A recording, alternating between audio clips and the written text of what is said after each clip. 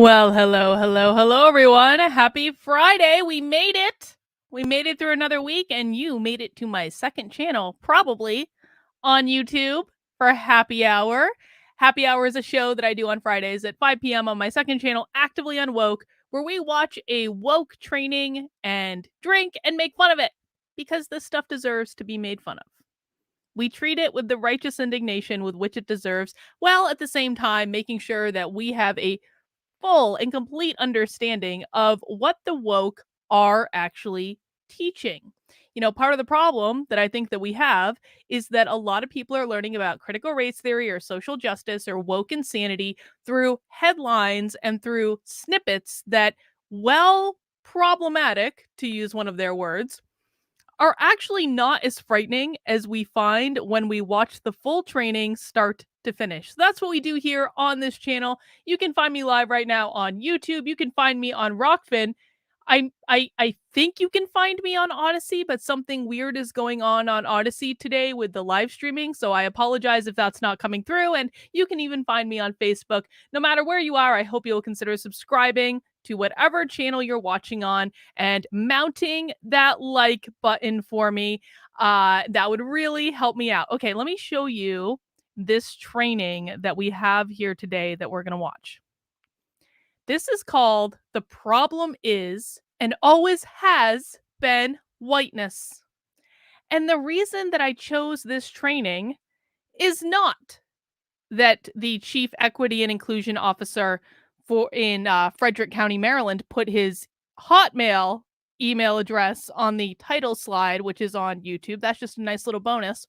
No, I chose this training because this is a taxpayer-funded training. Taxpayer-funded training. This is hosted on the Rowan Cabreras Community College YouTube page, and the presenter is Michael Hughes, the Chief Equity and Inclusion Officer for the Frederick County government. So, Maryland taxpayers, if you live in Frederick County in Maryland, you funded this. Congratulations. And we're going to watch today and see what your hard-earned tax dollars pay for. Let me just read the description. This presentation will discuss the very complex system of whiteness that began dominating the globe during the colonial period and continues its work of oppression to this very day. This presentation will also examine the cracks beginning to show in the system of whiteness as it struggles to maintain its dominance and well-polished reputation upon which it relies to continue its dominance.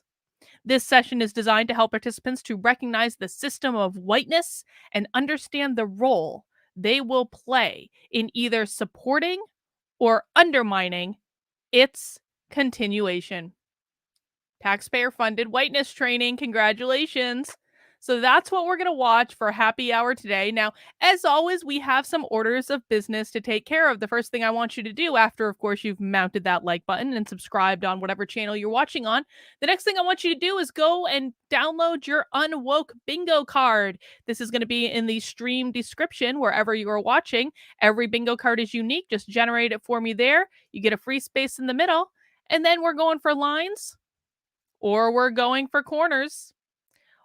If you happen to get a bingo, shout it out in the chat. You will get a nice, rousing round of applause and congratulations. You don't win anything, but we play bingo because it keeps us focused. Make sure we're paying attention. Once we get the initial bingo, then we go for blackout bingo. No one has yet gotten a blackout bingo. Who knows? Today may be the day. There are also some other orders of business to include. Now, I know that this is the question that you guys are asking. I know you've all been severely worried about my health. Is Carlin still symptomatic for COVID? The answer is yes, I am. But I have made a decision. I have made a decision that this will be my last day of symptoms. I am willpowering my way into being rid of this virus. I already feel better than I did a week ago. It's only been a cold for me. It hasn't been that bad. But I'm willpowering it to go away today. And what that means is that this will be the final, absolute last chance that you guys have to get a free month in my locals community because I'm done with this. I don't want to be sick anymore. I have made the decision that I will wake up tomorrow and I will no longer be symptomatic, which means because I've already made that decision, this promo code is going away tomorrow. So you want to take advantage of it while you still can. If you are on YouTube, this is pinned right to the top of the chat. But if you're not, just head over to kb.locals.com/support. Hang on, let me see if we can get the ticker. There we go. And what you want to do is go over to this monthly option, put in the promo code, not Friday. We're not doing Friday. We're doing the promo code COVID. Apply it. Make sure you get that message that pops up. That is going to give you a free month in my locals community.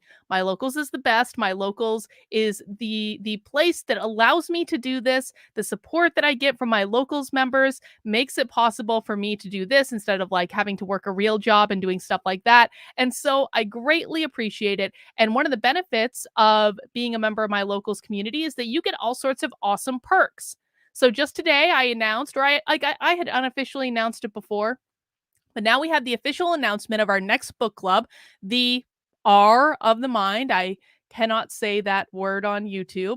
Otherwise, I'll get like instantly demonetized. But I'm really looking forward to reading this book. Our book club's going to be next month. We're going to invite the whistleblower from UVM. His name was Aaron Kinesvatter. He used to be a faculty member in the counseling program at the University of Vermont.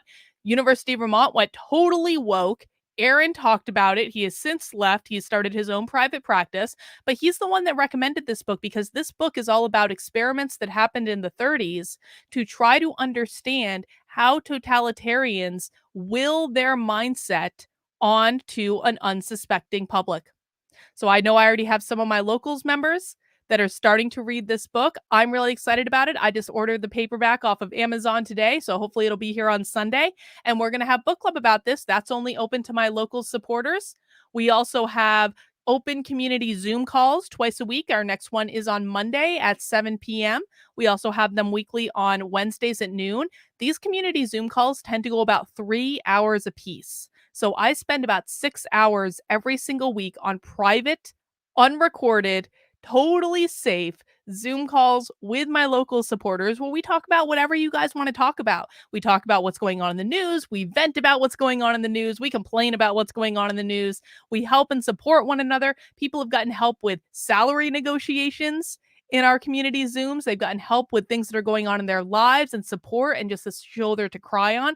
So it is really great. We also do Craftin' Bitches once a month on the second Saturday of every month. So we've got a lot going on in my locals. So make sure before the end of the happy hour today, make sure you at least sign up to be a member of my locals.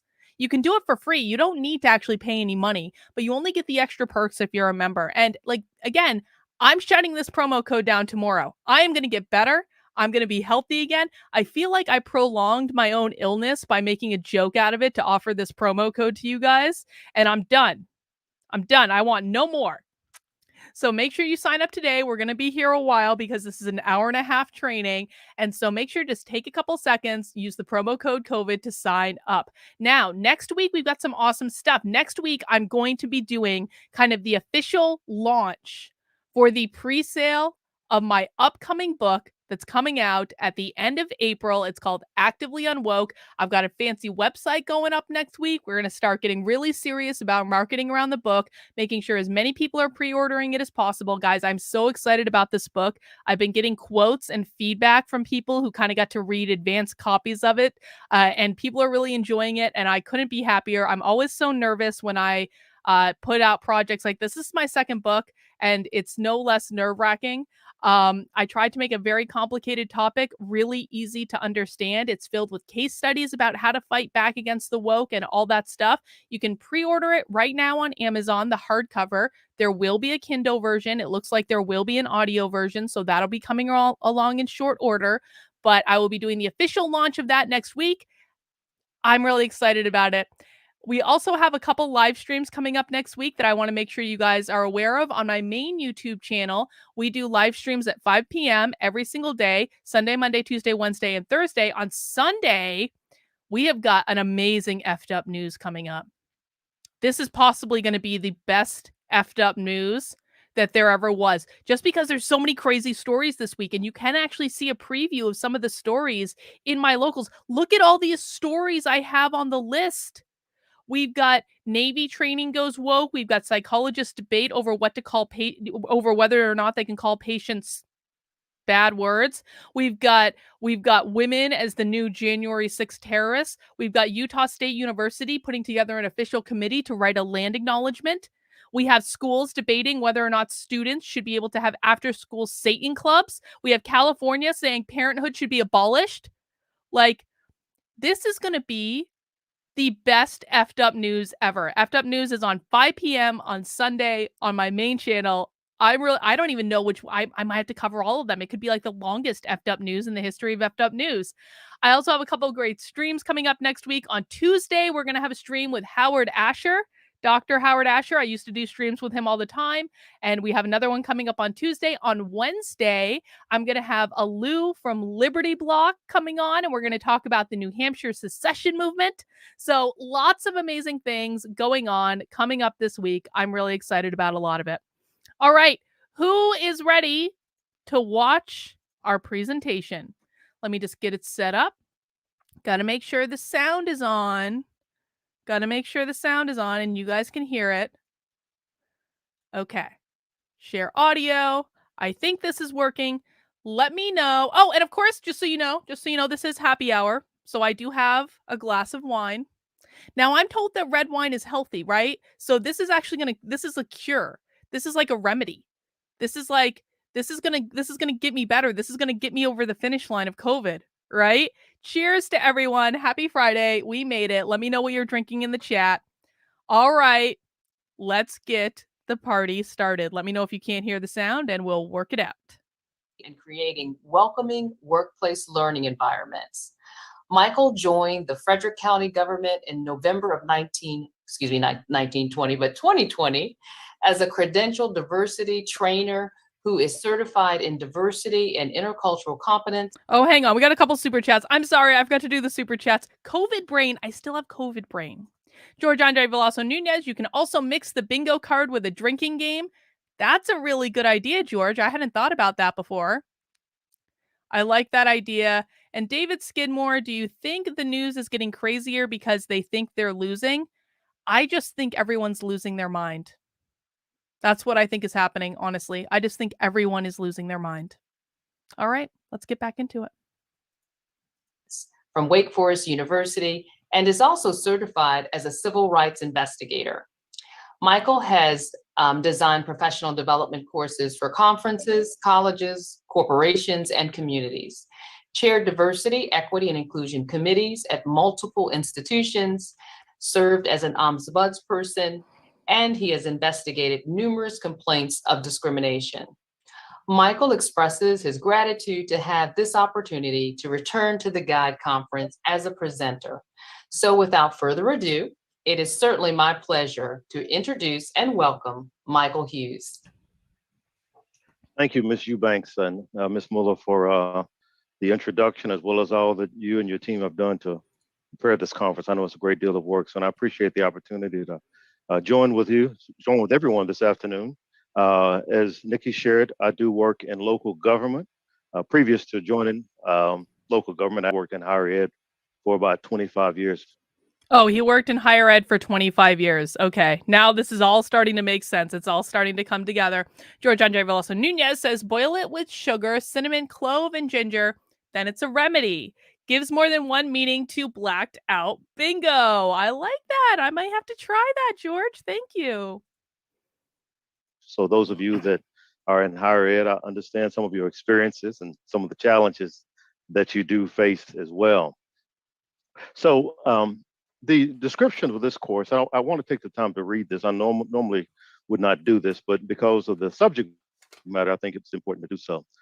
This course is described as a presentation in which we'll discuss the very complex system of whiteness that began dominating the globe during the colonial period and continues this work of oppression to this very day. We'll examine the cracks beginning to show in the system of whiteness as it struggles to maintain its dominance and its well-polished reputation upon which it relies to continue its dominance. The session is designed to help participants to recognize the system of whiteness and understand the role How many that they times will is he play going to in say either whiteness in this supporting presentation? or Everyone undermining drink its every time he says continuation. whiteness.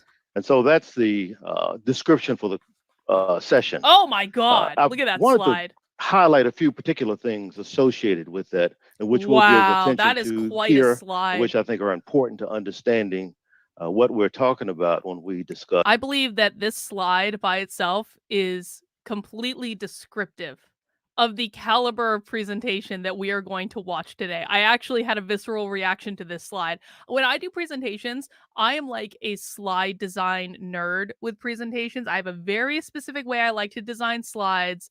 I got a little lazy about it recently, but like I usually like pay very close attention to my slides. This scares me. This makes me so mad. This makes all presenters look like they don't know what they're doing. Whiteness as we discuss it as it pertains to this session, at least. So it is a very complex system, very complex, very complicated system. It is a system that dominates the globe. It is an oppressive system. Does whiteness dominate the globe even in countries that aren't majority some white? particular cracks are beginning to show in the system. Pop quiz for the chat. We'll see if you guys have been paying attention. Does whiteness dominate the globe even in countries that are not majority white? Or are other things deemed the oppressor in countries that are not majority white? Some new cracks. There's always been a few cracks, but some new cracks are beginning to show in the system. And it is struggling, the system is, to maintain its reputation. Alexandra, and I'll this get you that reputation wrench. is important. I'll get you that wrench. To Don't worry about the it. system's existence, and its Just he can get a wrench. its right to do what it does. And so we want to recognize whiteness and the role that we will play in either supporting it or undermining it. And we will come back to this description later. These days, there's a lot of language going on that gets at much of the same thing, yet comes at it differently. You know, whether we're talking about police misconduct or reparations or CRT, of course, you have to mention that. So there's a lot of let's talk about language CRT associated with all today. But what we're focusing upon today is whiteness in particular. We do need to be addressing it from multiple angles, these challenges that we're facing around race. Yeah, so Mandy says whiteness means capitalism or enlightenment. What the heck is the concrete definition of whiteness? Mandy, that is an excellent question, and I'm really glad you asked it. So whiteness in general in these presentations means whoever owns the power structure. So yes, a lot of times they do use it as a code word for capitalism. If someone is a landlord, but they happen to be black, they're still going to be considered white under this system because as a landlord, they are the owner of the building. They are the owner of the power structure. Okay, so whiteness actually has nothing to do with the color of your skin. It has to do with usually what they do, and I'm sure we're going to see it in this presentation. Hang on, I need to cough. Hang on, sorry. COVID. But usually what they do is they make some attack on capitalism during the presentation because the number one enemy of the woke is not white people. It's the capitalist system that they want to replace. But great question, and I appreciate you asking it. And racial look, he's got Karen on the slide. That we are experiencing in our country. Look at that, as well he's got as what Karen across the globe. So it does take multiple angles to address these problems, to hit it from different ways, you might even say. Yeah, exactly. And George says, so South American socialism views the US as the oppressor. Of course they do. Look at what he's got. Look at what he's got in the bottom here. ... well black. Whiteness, well black. That's exactly what we were just talking about with Mandy in terms of like, you don't need to be white to engage in whiteness in the land of critical social justice. You can be white while being black. And I can't wait for him to talk about that. So, but when we talk about whiteness, it's easy to misunderstand what might be meant by that. And as a matter of fact, someone else or one of you will do a presentation tomorrow on whiteness, and you'll define it differently than the way that we're using it today. But I want to be clear about what I do not mean. See, what I do not mean, race. What I do mean exactly when I refer to this whiteness. is like one of the most clear things so I've whiteness, ever seen. We're not referring to one's race someone's skin color or Yep. complexion, their DNA, or the box they check when they completed the census. In other words, what the government says. That is not what we're getting at when we talk about whiteness in this session. Here's a definition of whiteness that I want us to work from. Whiteness as it will be used in this session. It is an exclusionary view of the world, which holds that all of which exists for a select group to possess, benefit from, and distribute to others to the degree and in a manner that serves their own needs. Yeah. So do you notice in his definition of whiteness, he doesn't talk about race at all. He talks about who owns what and who are they giving it to, because the premise of all of this is that white people were, and he's probably going to expand on this in the presentation, but and I know a lot of you guys know this because we do this every week, but what he's going to talk about is that whiteness was something that was created when white European settlers came to America, because there were no white people before white European settlers came to America. It was only created when they came to America, because prior to that, they were English or Irish or German or any of these other nationalities. They weren't referred to by the color of their skin, and they created whiteness as a way to differentiate themselves as the paler skinned people from the darker skinned black people. And that is when race was created. He's probably going to talk about how race is a social construct that was created in 1619 when the first slaves came to America. Fun times. And those white people who didn't necessarily have to be white, but they were back in the day, they built the entire capitalist system that we have currently in the United States based on what was going to benefit their particular group. So one of the main premises of critical race theorists is that white people build everything to benefit only other white people and to exclude everyone else from that benefit. So it is very exclusionary. And we'll come back to this definition many times through this session, because this is the foundation of what I want to share with you and have us to begin thinking differently about possibly this exclusionary view of the world. Yes, Stephen. And so when we're talking about it being exclusionary, exactly, that is exactly the way it operates. There are some that are in and there are some that are out. There are people that are in between in the middle as well. And it's a view that impacts how people see the entire world. And in quote, I've listed all which is an exclusionary view of the world, which holds all which is, which means everything. I mean, not just simply land, property, money, but thoughts, ideas, inventions, even people's lives.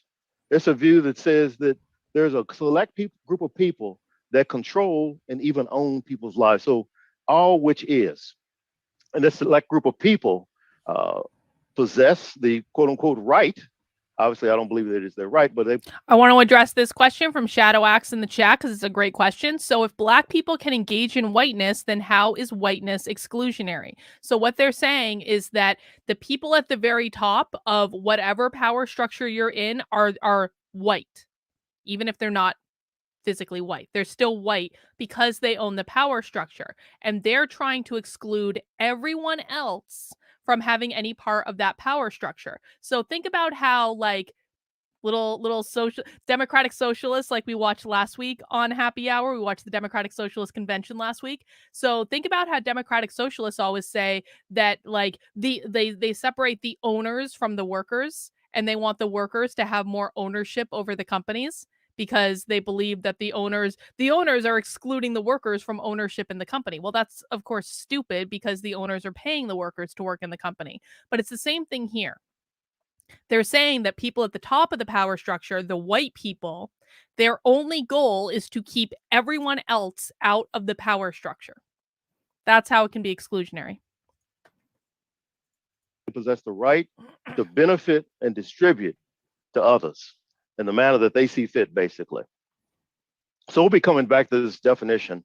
And so we're not talking about a skin color, not the way we speak of race or anything to that effect. We're talking about an ideology, a worldview, a philosophy. Choose the word you would like. This is much closer to what we're getting at when we talk about whiteness in this session. And some people may look at this and say, yeah, but because white is in the word, it still seems like you're trying to make it about race. That's good. I'm glad that you're thinking, because I want this to be a session where we think a little differently, maybe think a little deeper, even possibly. So I'm glad that you're asking the question. It still may sound like race. Uh, However, consider the following with me. Uh, uh, Matter of fact, let me skip over that. I didn't mean for that breakout session to come so quickly. Ooh. Its adherents come from any and all races. In other words, it's not a view that white people hold. It's a view that people hold. Now, I actually have a great appreciation for how clear he's being about this, because I think that this is the first presentation that we have watched in the history of Happy Hour where they have been so very clear that whiteness is not about race. So I actually have great appreciation for this. He's making my job much easier at this point. Majority of them may be what we would refer to as white, but it's a view that many people hold. As a matter of fact, I will confess to you myself that I struggle with not holding a whiteness view of the world. I had the brief version of my story behind that. I was born, raised in Kentucky, in central Kentucky, with an educated father who read a lot, and he read all the good stuff that I'm trying to read today. W.B. Du Bois and Eldridge Cleaver and Kenneth Stamp and many others that he read. And so I was raised by a man that understood these things. But because of where I was raised in this country, being socialized into various things, I myself took on many of the characteristics of whiteness, not knowing it, not intentionally, not even being aware. Oh, that's of it. getting clipped. Because when I was young, and keep in mind, I was born in 1963. So we're talking about a while back. So when I was young, what was on television at the time, in other words, in 1969 and 1970 and 71, were white folks. And they had the best houses, the best cars, the best education, the best clothes, the best this, the best that, the best everything. Now, for a 7-year-old mind or 9-year-old mind, clearly, if they've got it, I guess they earned it. I guess that is the way it's supposed to be. Yes. So I was socialized into this. So when we talk about whiteness, it's not a matter of a worldview that is held by a particular quote unquote race of people. Its adherents come from all races, as we use that word race. It's also, think of how race itself is fluid in nature. When the Irish and the Italians became... Okay, this is when he's going to talk about how whiteness was invented when they came to America. The fluid nature of race. Race is... I'm sorry, I don't actually think race is that fluid. You can't actually change it. But let's listen to him explain this. He's doing a good job so far. Coming to America in large numbers, they were not considered white at the time. And of course, now, those same people, the ancestors of those same people, would quote unquote qualify or check the box as being white and being recognized as being white. But when they first came, their ancestors were not considered white. So race is very fluid, and yet that worldview existed. No, that's a fluid definition. So we can't, that's not plop down. These people, okay, so what these people do is they change definitions all the time. They change definitions of words to whatever those definitions need to be in order for them to gain the most possible power in the situation. In the summer of 2020, they actually changed the dictionary definition of racism based on what a college student wanted the dictionary definition of racism to be. So they change definitions all the time. When he's saying the nature of race is fluid, that is completely incorrect. What is fluid is how they are defining it. The skin color did not change. The person's race, the amount of melanin in the person's system did not actually change. What changed was the definition. The definitions are always and perpetually fluid when it comes to critical race theory and the woke. They will change definitions, and you all need to be prepared for this when you're fighting back against the woke. They will change definitions of words at the drop of a hat, whether it makes sense or not, anytime they want to, and the goal is always, always, always, always to maintain or secure additional power in the situation. Anytime they're changing definitions of something, it's because they are trying to use it to their advantage to gain more power. whiteness being a label of one's quote unquote race. And even if tomorrow morning the whites were short and the yellows were hairy and the blacks were skinny and the browns were bald, they would still make it right because Congress would call an emergency session, HR departments would change policies, banks would hire extra staff because they have to change the way they hand out mortgages because they're going to maintain the system. So it's not about the race. That's not where the focus needs to be when we think about whiteness. Excuse me. So white has historically been and continues to be, preferred definition of those who own and rule the system. That's one of the reasons I refer to it as whiteness. It also serves as the primary measure of level for membership or status into the in-group. Think about the in-group this way. Down at the smallest part, in other words, that's where the smallest number of folks are those that rule. Those are the owners of the system. They're not a lot, but they're the ones that write the rules and determine where everyone falls within the sphere of everything. So you got your members, you got your rulers that run the system, and that's a reality. And then you've got those that are members. They may not run the system, but they are bona fide, certified, absolute members and participants in the system, and which are primarily those also being white people at that time. And then you've got those that are considered honorary members, referred to that way sometimes. As a matter of fact, for the longest time in this country, as a matter of fact, until very recently, Asian Americans were thought of as honorary members within white society. Honorary members with many benefits that came with that. So what he's saying is that we have white people as the owners of the power structure, owners and rulers. You see right at the bottom, that's the owners of the power structure, which he is defining as mostly white. And number two, other white people that are like adjacent to the owners of the power structure. Number three, honorary members. So honorary members is going to probably be, in his world, anyone whose skin is not white, but who's basically like an owner of the power structure in some way. And I do like that he brought up Asians as like, did you know Asians used to be white? Asians are the weirdest racial group in the entire woke hierarchy. The entire woke hierarchy. Which is because they're weird because they can be oppressed or oppressor based on whatever is convenient for the woke at the time. So sometimes Asians are considered white and sometimes they are not considered white. I'm going to guess the number 4 is going to be people who are like going along with the system and just not doing anything about it, but don't necessarily benefit. I'm going to guess number 5 is going to be people that just reject the whole idea of a capitalist society in the first place. And I don't know what number 6 is going to be, but let's find out. Now, what has happened recently, as we are aware, after the outbreak of COVID, I want to acknowledge Trey on Facebook. Trey with his mask icon, and I don't really understand that. Why do you still post here? Because I'm not a coward, Trey. We don't abandon platforms just because there's new platforms. I still post on all the platforms because I'm not a coward.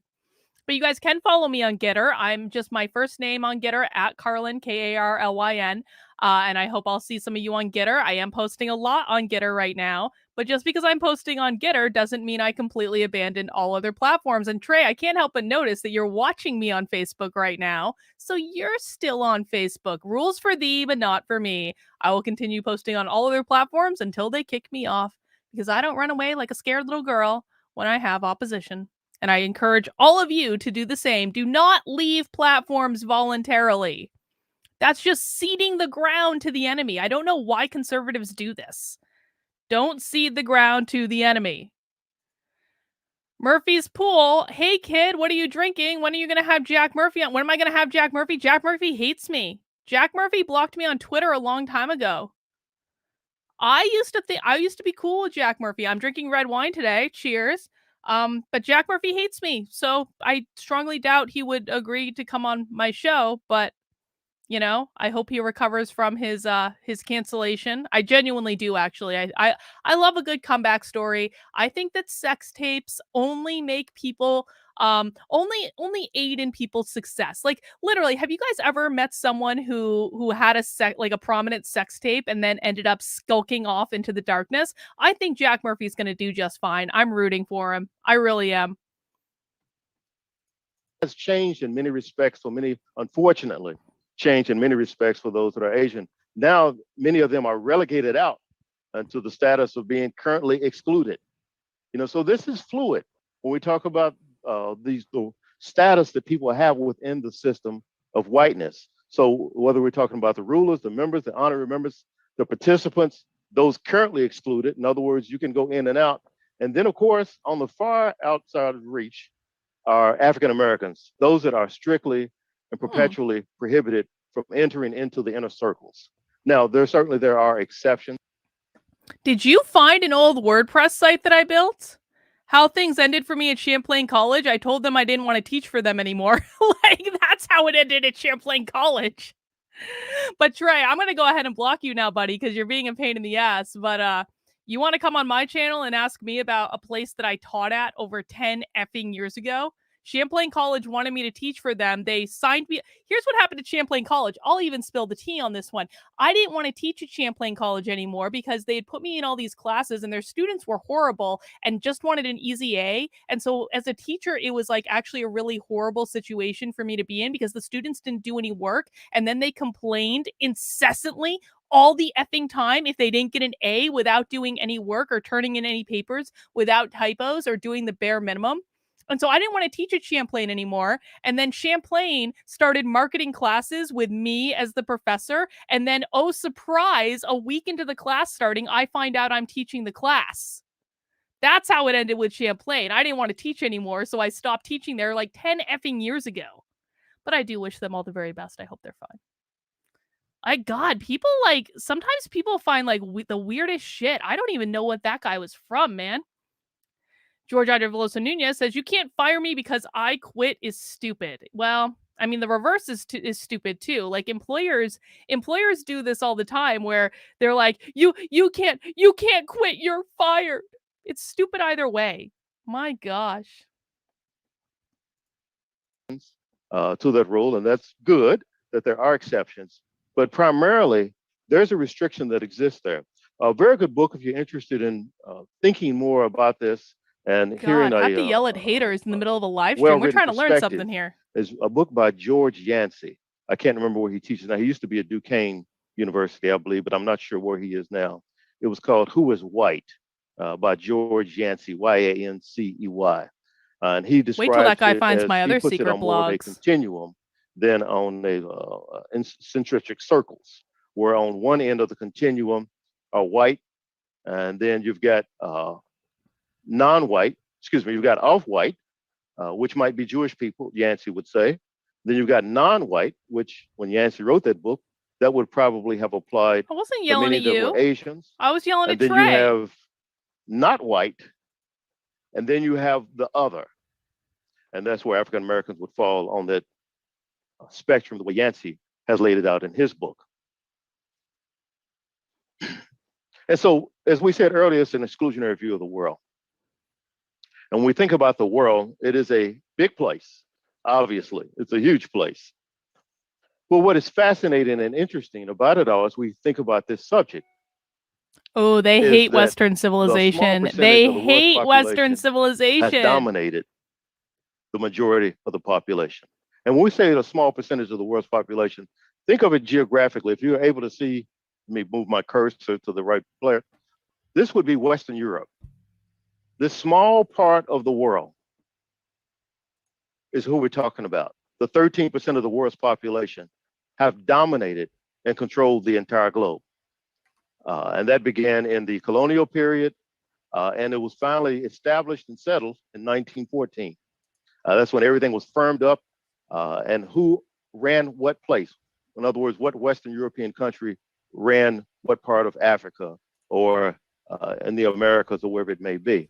And when we think of this, keep in mind that when we're talking about the conquering of other nations, there's no agreement with with historians about. Can we just talk for a second? I'm sorry. I'm still focusing on this. I'm not focusing on the presentation. I need to get this out of my system. Can we just talk for a second about how that like how many people are like searching for stuff that I put on the internet 15 years ago right now?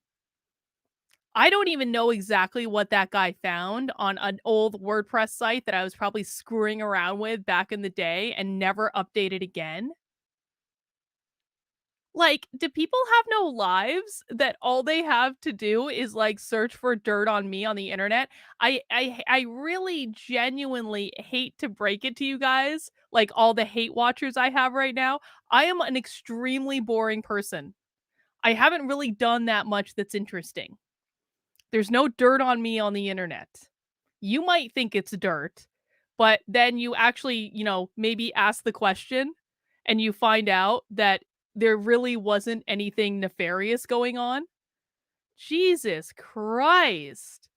Like, I mean, best of luck digging up dirt on me. You guys are going to spend a whole lot of time reading a whole lot of stuff on the internet that I've usually been pretty honest and open about and will be happy. I got someone on my YouTube channel today that was like, oh, I heard that you're threatening to file copyright claims against anyone who discusses your dissertation. And I was like,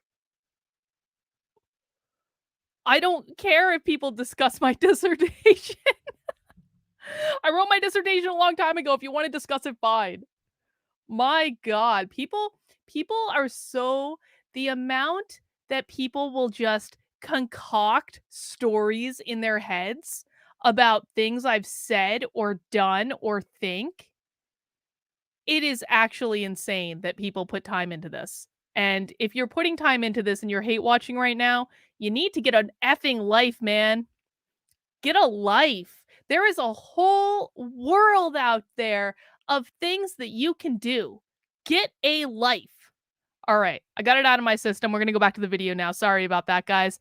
Murphy's Pool says, maybe Jack will show up if you tell your husband will be there too. Ooh. I don't want to sleep with Jack Murphy. I don't find Jack Murphy very attractive. My husband is way hotter than Jack Murphy. My God.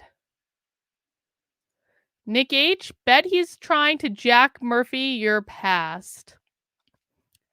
I don't have any. Well, there was that one time in college there may have been porn, but you guys are not going to find that porn. That porn is, you guys can search, you hate watchers can search for Kingdom Come from the one singular porn that might exist from my college days, but you're never going to find it. You are never, ever, ever going to find it. You wouldn't recognize me even if you did. Sorry, hate to break it to you. They can search all they want. They ain't finding shit. All right. Let's get back to it. But how many countries were able to escape colonialism, escape being conquered? I've seen everything ranges 6 or 7, all the way up to as many as 11. But what we're talking about, of all the countries in the world, only 11 countries will say, yeah, you'll find were bad not knitting. colonized and conquered by this small, move my cursor once again, this small group of folks that lived here. Now, and when we talk about that conquering of other nations, keep in mind, when you calculate that, historians are not taking into consideration, if you think about the United States of America, it wasn't a country that was colonized. It wasn't a country that was conquered. It was many nations of indigenous people, hundreds of nations of indigenous people. So when we talk about how many people were conquered, you could really add that and calculate those numbers quite differently if you were to take that into consideration. And so it's amazing when you think of, I use the word amazing loosely. Yeah, you guys can find my secret knitting mistakes. Exactly. This occurring. It's the most. This happening. It's the most problematic material I have on the internet. If you ask me, if you're a thinking person, it's hard not to jump to want to beg the fact for an explanation behind this. How is it so? How did it come to be? How is that even possible that 13% of the world's population would conquer 80% of the world's population? It must be because they're white. How is it that such a small landmass could conquer 80% of the world? You have to ask that question, but it's a question that I don't hear asked. I don't hear this discussed. I'm not seeing it written about much, not in the way I'm thinking of it, at least. There was a book that was written by Philip Hoffman with California Institute. He's a professor at California Institute of Technology. He wrote a book, and the title of the book asked that question. I mean, I'm actually kind of anticipating what this guy's answer is going to be. Like, how is it possible that 13% of the population conquered 80% of the world? Was it aliens? Were they helped from above? Was it a divine miracle? How is it possible that this happened? I'm actually really anticipatory of this answer, and I feel like I'm going to be let down no matter what. I feel like unless this guy says aliens came to Earth to specifically help all the white people and the aliens are complicit in white supremacy, I feel like that's the only way that this is gonna merit this level of like build up to hell. Was it even how did these white people even manage it? It must have been aliens. It must have been a divine intervention from our reptilian overlords. Why did Europe conquer the world? I said, yeah, I'm interested. I was fascinated when I heard about the book. And then came to understand a little bit more about his position as he responds to the question of why did Europe conquer the world? In other words, we do understand that it's not a question about whether or not Europe, even you would say Western Europe, that small part of Europe, conquered the world. That's not in question. The question now is say why. And so Hoffman writes a book to respond to the question. His answer in summary was that it was due to the incentives not that aliens. Political leaders faced in Europe. Incentives not just to fight wars, but to spend massive sums in doing so. Hoffman says that leaders elsewhere in Eurasia faced radically different incentives, and they couldn't spend as much on war. That is why those countries did not push the gunpowder technology as far as Europeans did. So this is Hoffman's response. And I've been able to study about the response of three or four other professionals, historians, or no in other aliens. fields that I've written in response to the Let question, down. why did Europe conquer the world? Wah, wah. And their responses are similar, not the same as Hoffman's, because everyone, of course, wants to have their own position on this, but some would emphasize the immunity to diseases, unlike the other people in which they encountered, other people other than the Europeans that the Europeans encountered that would not have had the immunity to various diseases. Others would emphasize the technology, the shipbuilding, the way they were able to build ships that could traverse the globe, the technology behind the weaponry that they were able to use. And so a lot of people are responding to the question, but I'm not sure if they're responding to the question or not, to be honest with you. I want to jump off a PowerPoint. It will be aliens. Holy shit. Holy Jeff shit. Goldblum. Holy shit. Is Jeff Goldblum going to tell us it was aliens? Is this real? Is this real life? Is this happening right now? Be able to share with us, to have us to maybe to think a little differently about the question of why did Europe conquer the globe? Just a moment. I need to share something else with you. Dinosaurs. Yeah, it must be dinosaurs. Dinosaurs are white. It was actually aliens.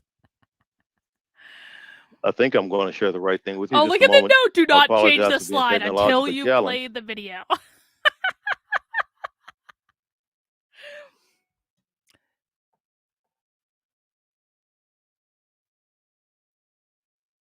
Aliens and dinosaurs combined. Star Trek!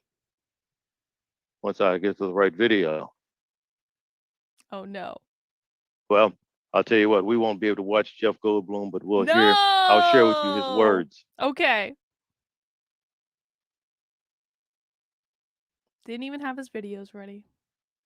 Must be a function of white supremacy that he didn't have his videos ready. Tell me, which screen are you seeing right now? Mr. Onikki, can you share with me which screen you're seeing at the moment? PowerPoint. Yeah. I'm sorry, PowerPoint? Mm-hmm. Okay, wonderful, thank you. I'm not seeing that, so all right. So Goldblum, bless his heart. If you remember from the movie Jurassic Park, it was a dinosaurs. movie that I trusted the majority of us have seen probably more than once, if you're like me. A wealthy man hired a group of scientists And what they did was they found blood from a mosquito, I believe it was. And from that blood, were able to extract the DNA from, because the blood in the mosquito had came from a dinosaur in which the mosquito had stung, bit, whatever mosquitoes do. Tune In Dropout says, Jared Diamond explains it best in his books, Guns, Germs, and Steel. It was also made into a series on PBS. Thank you for that, Tune In Dropout. I'm not familiar with that series. Let me know if it's worth watching. Has anyone in the chat seen that? And so the mosquito was preserved intact, and they were able to extract the DNA. And from that DNA of that dinosaur, they were able to produce multiple dinosaurs in petri dishes, basically, that were actual now dinosaurs. And they were opening a theme park, like going to Seems Disney to me World, he I guess just you would liked this say. quote from Jeff So Goldblum, the and he's folks trying could to see backdoor his dinosaurs. way into using And the so quote. they had invited various people in to sign off on the park, experts in different fields. And so Goldblum was a philosopher or something to that effect. And what he began arguing with this wealthy man that had started this project and had succeeded in producing these dinosaurs. He said, your scientists were so preoccupied with whether or not they could, they didn't stop to think if they should. Now, think about that for just a moment with what they didn't ask why. They only asked, only can we? Are we able to? Oh, I so understand what he's saying. I is, understand what he's saying. He's saying that just because white people or European people at that time, because they weren't white until they came to America, remember, he's saying that just because European people could come to America and conquer the 87 indigenous nations that already occupied this stolen land, just because they could do that doesn't mean they should have done that. That's going to be his argument. Just because European people could come to America and settle doesn't mean it was the right decision.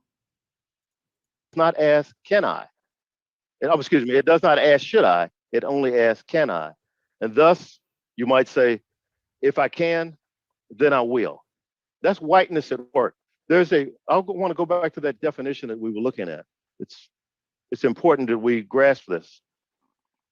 So this definition we talk about with whiteness, an exclusionary view of the world, which holds that all which is, once again, property, ideas, concepts, even people's lives, all that is exists for a select group to possess, benefit from, and distribute to others to the degree and a manner in which serves their own needs.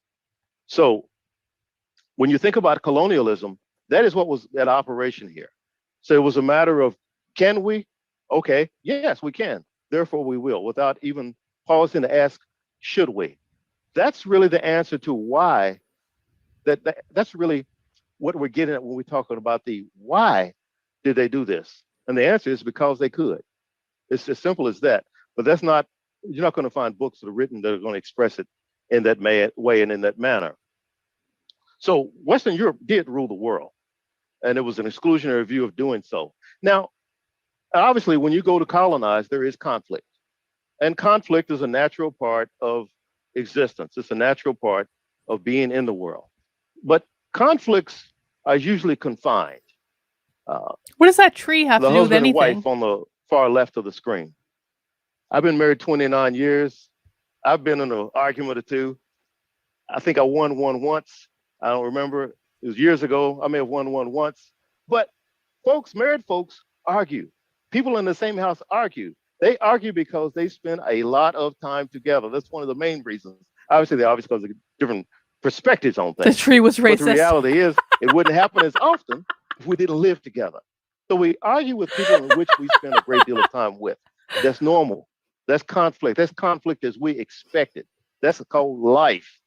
In addition to that, as you see the tree that's fallen on someone's house or whatever it is that's fallen it fell on a house. someone else's yard, on a shed. Legal disputes can come up. It fell on a shed. And all the tree wasn't on my property. A shame no, that wasn't my tree. That's your tree. Who's going to pay for this? People have conflict around things that occur because of legal disputes that could arise. And so, and of course, we're a very litigious country. And so lawyers do quite well off of us because there is conflict around legal disputes that occur. And then in addition to that, not only the folks that we live with, the folks in which we may have a legal dispute, there's also the reality that many conflicts occur because someone has done something to us, or we have done something to them to create the conflict. And when those things happen, it's very difficult for there not to be a conflict. Even if it's not always expressed, sometimes there's an internal conflict. When you see that person that you feel like has done you wrong, you may not be in a position to do anything about it, but down inside there is a conflict that is occurring. So we understand and we expect, and that's normal and that's natural when we talk about conflict.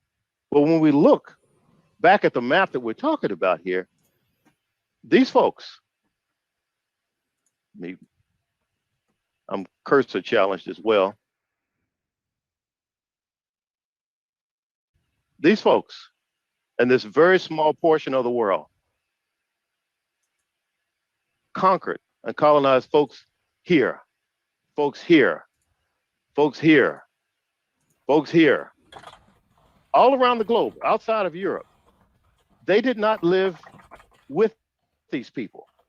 There was nothing personal between them. There were no differences of opinion that caused these conflicts. I'm referring to colonization at the moment as a conflict. There was nothing that drove that would normally drive conflict. They didn't know these people. They had not seen these people. They had not been there. So there were no border conflicts. You know, the bridge gets washed out. What counties have to pay to repair the bridge? You know, on bordering counties, there'll be a dispute about that sometimes. We understand, we expect that to happen. That's not occurring here. Well, maybe there is some sort of legal dispute. No, that's not happening here. Well, maybe those folks did something to them. No, that wasn't the case either. So in none of those things where we would normally expect It can only be white supremacy. The circumstances, not that it will legitimize them, but there would be some understanding behind as to why did Europe conquer the globe. We can't answer it with those responses because that is not what occurred. And so, but that is the reality that we speak of. One moment, my screen on me. Oh, Progressive Rising. I just look at Kate Slater's Instagram, and her new post literally just said, white people should not have a say, should not say I have a dream on MLK Day. Well, I did hear that Kate Slater just had a baby and is now regrouping and will be, you know, carrying when we look on at that, with her it causes confusion Robin DiAngelo wannabe. Because it doesn't add up. It doesn't make sense. Some would argue for technology being the reason. Well, gunpowder was invented in China. China had guns. China had the capability of producing more guns. China didn't do that. So you can't blame it on that.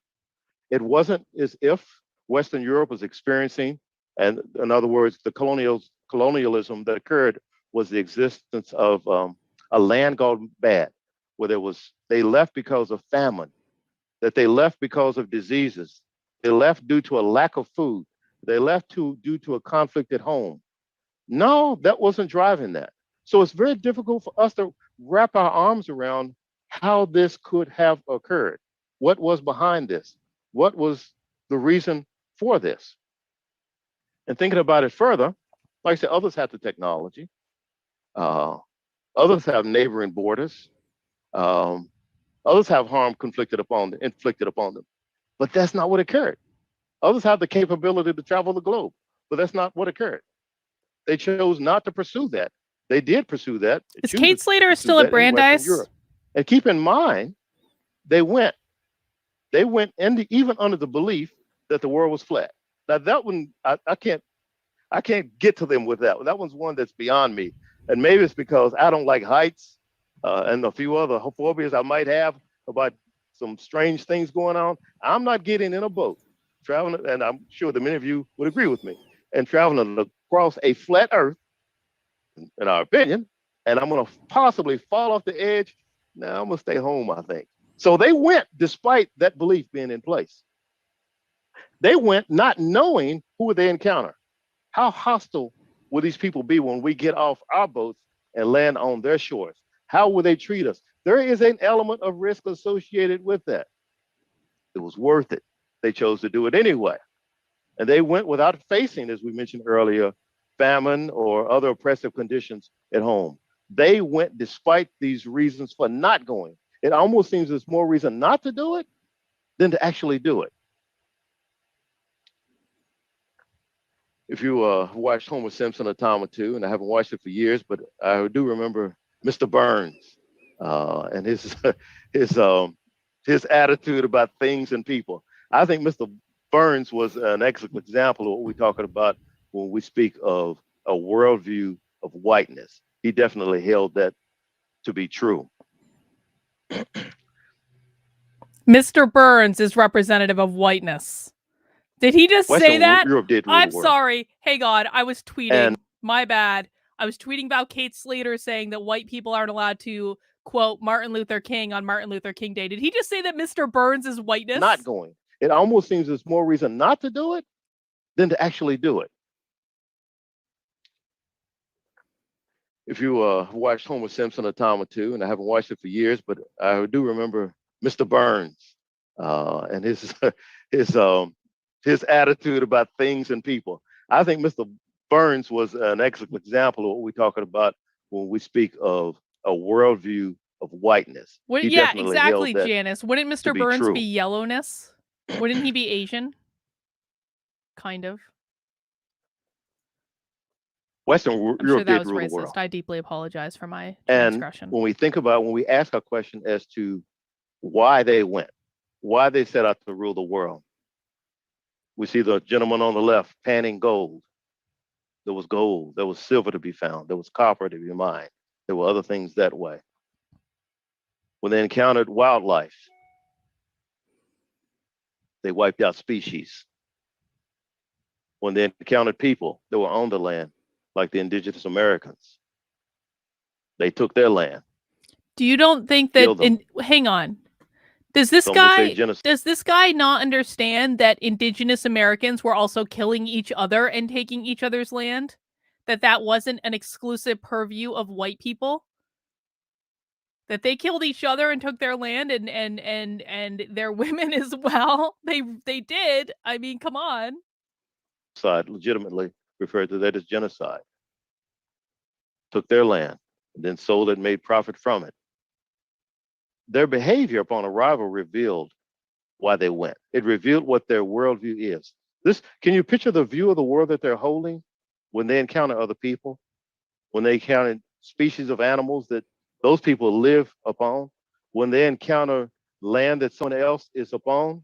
I'm not going to say own because that wasn't the understanding, the mentality of the indigenous Americans, but the land that they were on, and to run them off the land so that you could take the minerals from that land. Their behavior upon the arrival was revealing about what their view of the world was.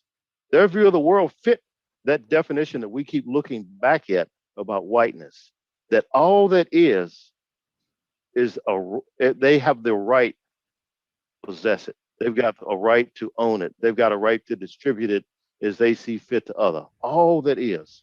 Is he actually arguing that white people are the only people in the world who have ever conquered lands? Because I'm reasonably positive that there would be many civilizations around the world that would question that. There are many, I mean, my God. These, what's ironic is that these people argue that you can't possibly teach accurate history without teaching critical race theory. But the fact of the matter is that these people ignore accurate history all the time when it's convenient for them to do so. They ignore the fact that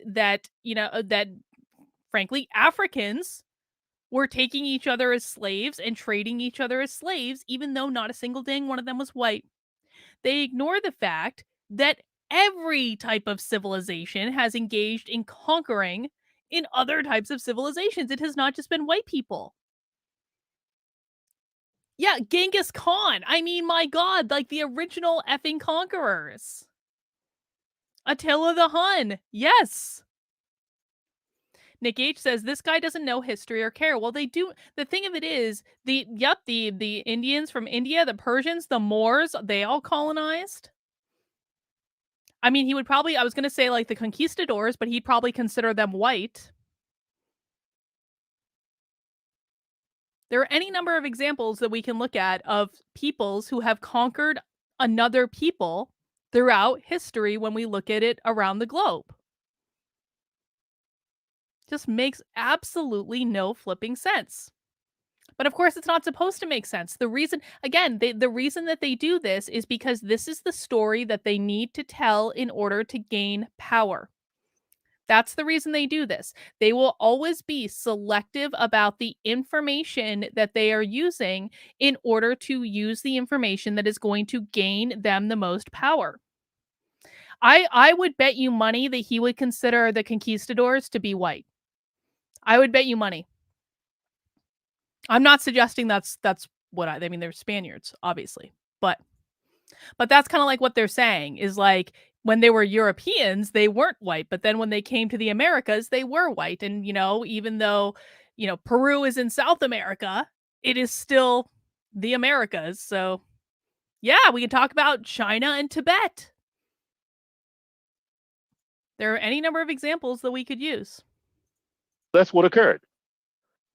They carved up the globe by 1914. It had been established. In other words, there were no more new worlds. Yeah, they do call Spaniards is really white. what that means in 1914.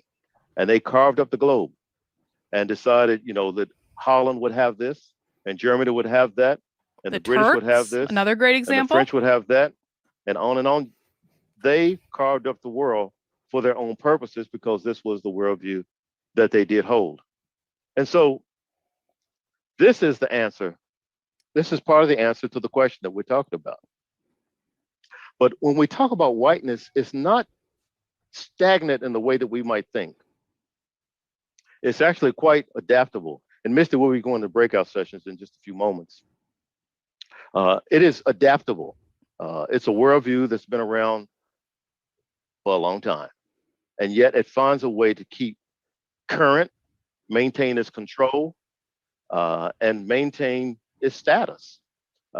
We see that upon the arrival of Europeans in this country and engaging with the indigenous population. A very good book about I can't think of the author, forgive me, but The Other Slavery is the title of a book that talks about the enslavement. There's other books written as well that talks about the enslavement of the indigenous Americans. Well, that wasn't working out so well. So they adapted. They went and found folks in Africa and enslaved them for hundreds of years here. Well, that ended up not working forever, as many of them had obviously hoped. So they adapted and made it's not a Jim good bingo Crow. day. In other words, this is Sorry, Sin, not a whiteness good bingo worldview, day. just simply You never adapting, know. You never taking know. shape, but maintaining its control and its status throughout the world and maintain its control over even us. The civil rights era. When I say civil rights, we tend to think of the good part, but I'm thinking more at the moment about the fire hoses and the police dogs. So through the civil rights era. Hang on. When have when are we ever allowed to think of the good part in regards to the civil rights era anymore? These people don't even want to acknowledge that we've made any progress at all since the 60s. They constantly talk about the 60s, how exclusionary it was in 60s and prior. I'm saying before the civil rights movement. They constantly talk about the reality of the United States before the 60s as though it was present day. And I'm not suggesting that we shouldn't talk about that reality, but don't sit there and say you silly white people only want to talk about the good parts of the civil rights movement, not the bad parts like the fire hoses. All you people ever talk about is the fire hoses. And yes, the fire hoses were bad and the lunch counters were bad and the segregation was bad. All of those things were bad, which is why it is awesome that we've made so much progress since then that we are not even allowed to talk about, because all you people want to talk about is what happened in the flipping 60s. What came out of the woodwork during the presidency of Barack Obama? It adapted to that. Okay, that was something that many may not have preferred, but they adapted quite well, it seems. Trayvon Martin, they adapted. George Floyd, they're adapting. So it's an extremely adaptable system. It finds a way to stay alive in the shadows quite often, but it does find a way to stay alive. So I want to break us into breakout groups. Breakout groups. But Misty, can you tell me with 5 each group, approximately how many groups we'll have?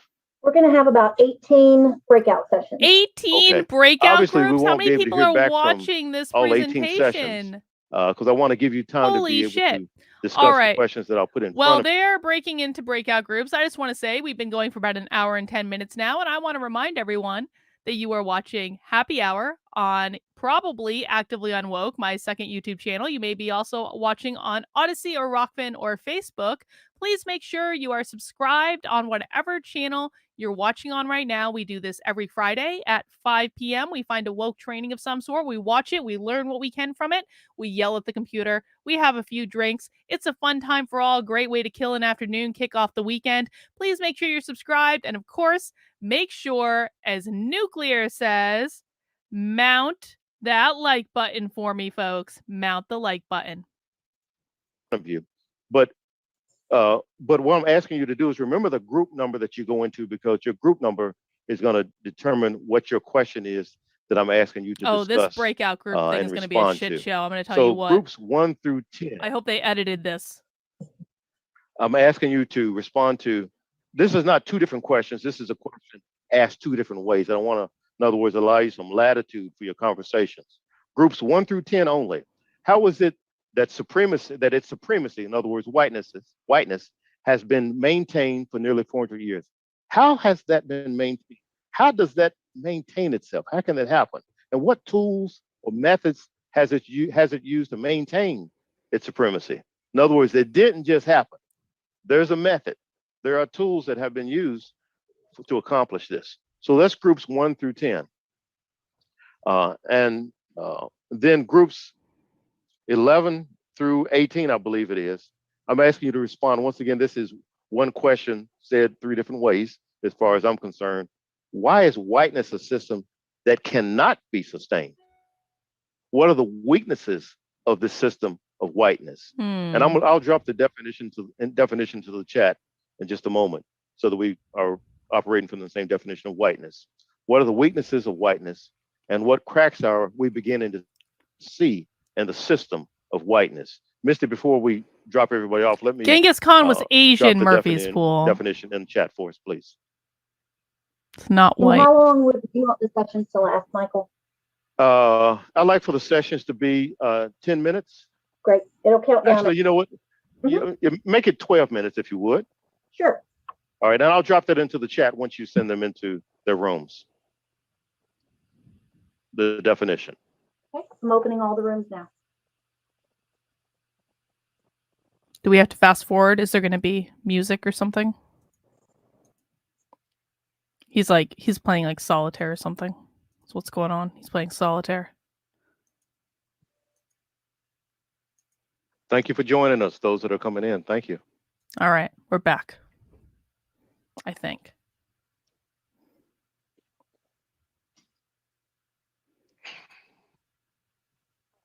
Maybe not.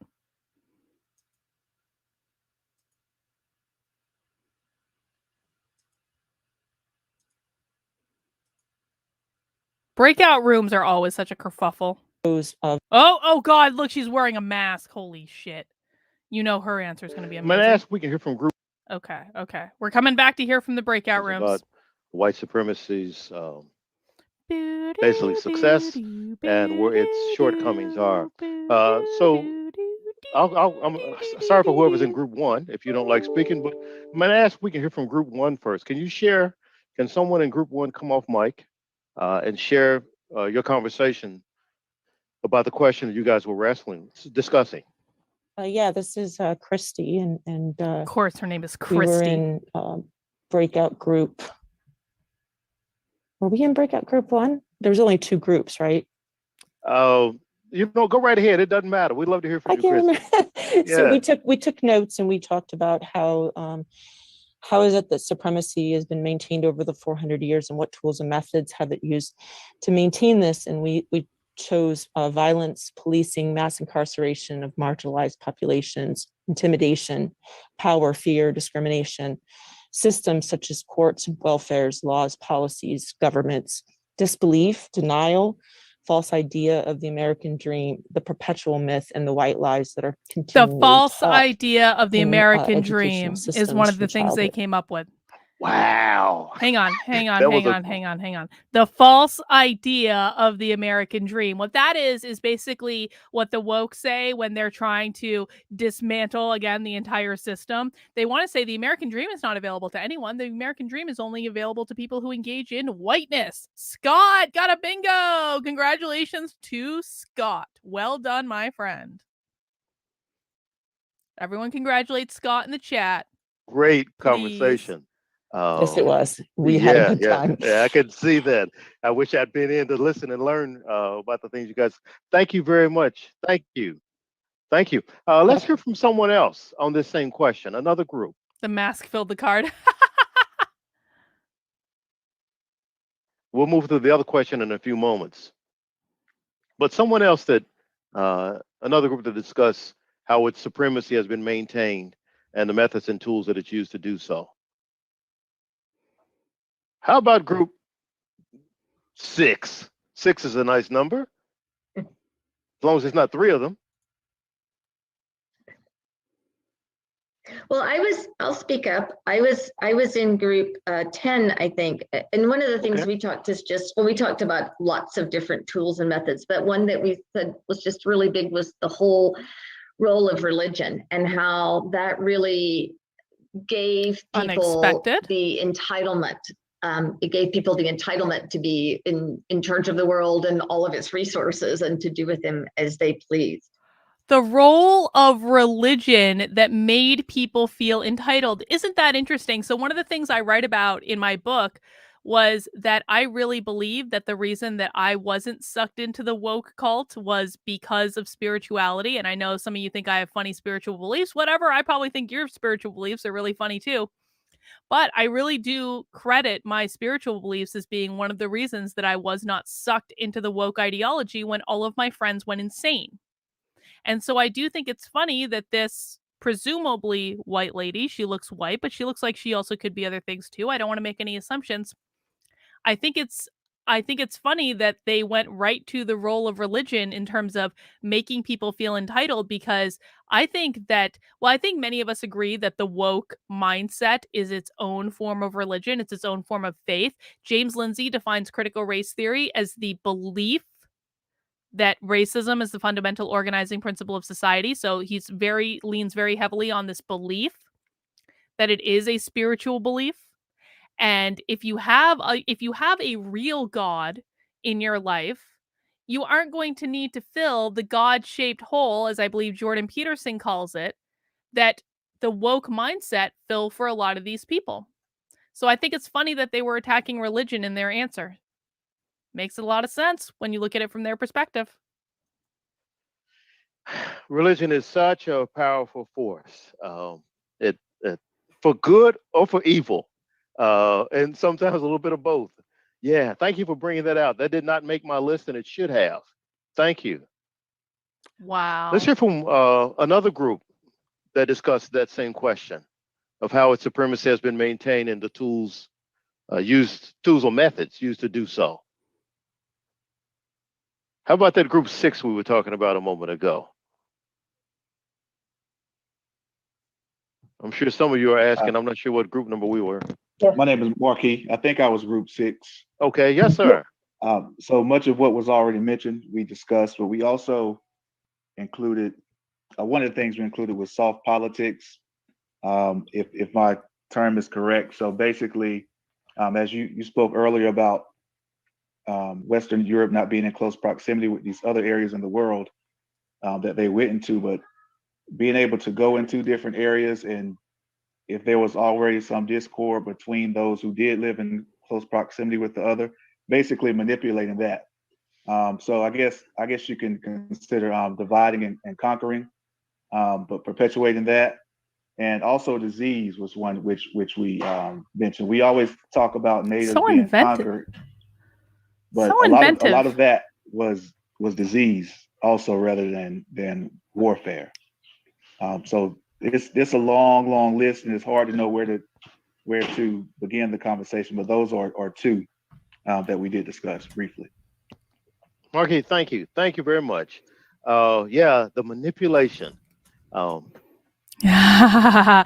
Murphy's Pool. I like you, Murphy's Pool. You can stick around. Murphy's Pool says, mount that like button like Jack Murphy mounts a. We don't want to talk about what Jack Murphy mounted. Murphy's Pool. I had barely gotten that image of what Jack Murphy mounted out of my head. I feel like I had forgotten it like a bad memory. And now it's back. But I like you, Murphy's Pool. You can stick around. Shameful. There's an extra level of shamefulness. This is Michael's perspective associated with that. It's never good to conquer, but to turn people against one another and spread it like a disease adds another layer to that. Double-ended Thank you. marital Thank you very life. much. Let's hear from one more group on this question, and then I want to hear from a few groups on the other question. Share, because we want to learn from you. At least I do, I know. Hi, this is Tom with Group 8. There's just 3 of us in the group. A couple things we talked about was just generational. I mean, just passed down from generation to generation, the beliefs and the way things are. So they get continually taught the same thing and never get the opportunity to really learn different ways that are out there for different perspectives. And I referenced where I'm at. I'm in a. Why does he assume that being taught things by older generations is just a white people thing? That's a human thing. That's a human thing. Not a white people thing. That is what happens in families. My God. Rural Nebraska, so a lot of small communities where people, generation after generation, once again, never leave that community. They just stay there, and they never experience things outside of what they lived their whole life. Don't experience other cultures and other ways of doing things. Tom, thank you. Thank you very much. Sure. Yeah, the generational thing is very interesting. A book I read. Shadow Axe brings up a great point in the chat that I want to highlight. Europeans did not intentionally spread disease on account of the fact that people didn't really know what caused disease back then. People still thought that bloodletting was an effective remedy. I think that's a really great point, Shadow Axe. Thanks for bringing that up. Several years ago, now it's probably 15 years ago. Never blame malice when you can blame stupidity and or ignorance. Because most of the time, human beings are just making stupid decisions. Or they don't know, or they're ignorant of the decisions. Never blame. If you are attributing someone's behavior to malice, just take a second and say, could it be that they're just dumb? And 90% of the time, the answer is going to be yes, they did it because they were dumb. Can't remember her name. It was a professor out of Morehead State University. It was titled Raising Racist. And she discusses that occurrence of that during the Jim Crow era in particular, about the work of course, she talked about it being done intentionally. In other words, being caught and being taught. Very good book. As a matter of fact, it sent me into a spin of a lot of other readings. So I was grateful for having read that one, Raising Racist. Thank you. Let's hear from another group on the other question. The question of why this system cannot be sustained, its weaknesses, and cracks that are being seen. So I think we had about 7 groups. I'd love to hear from about 3 of those groups. And somebody take the lead and speak up for us, if you would.